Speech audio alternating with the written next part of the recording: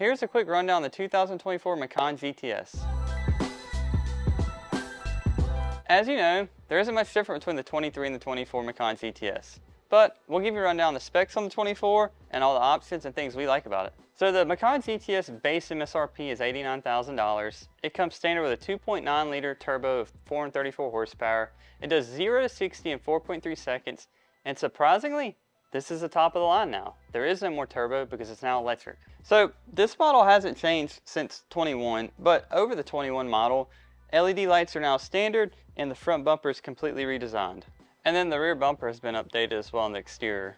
On the interior, there isn't a whole lot different, but they did give us a sweet updated steering wheel and the haptic touchscreen on the center console, which I really like. And some of the things I love about the Macan GTS is it's literally like a 4-door 911. It has the sport design body kit from the factory, which I think looks phenomenal, and it's very aggressive looking. It's extremely light and agile, and it handles superb for an SUV. I love the sport chrono and launch control in it, especially the sport exhaust. It sounds phenomenal, has a nice gurgle and back pop, and to be honest with you, if you don't have quite the budget to have a 911, get one of these and it can be your daily driver and your weekend 911. And there's people that literally track these cars. They're that damn good. So if I was to buy one of these cars new or build a used one, I would highly recommend considering these options. The first one's Premium Plus. It comes with all the options and features that you're gonna want in a car if you're gonna daily drive it. The second one is, if you like launch control, Sport Chrono Plus is amazing if you wanna launch the car. Obviously the GTS has come standard with the sport exhaust, but that's a highly recommended option on any Porsche you get. I love the carbon side blades or the side blades and exterior color. And then the wheels, I like the sport design wheels or the RS Spider wheels,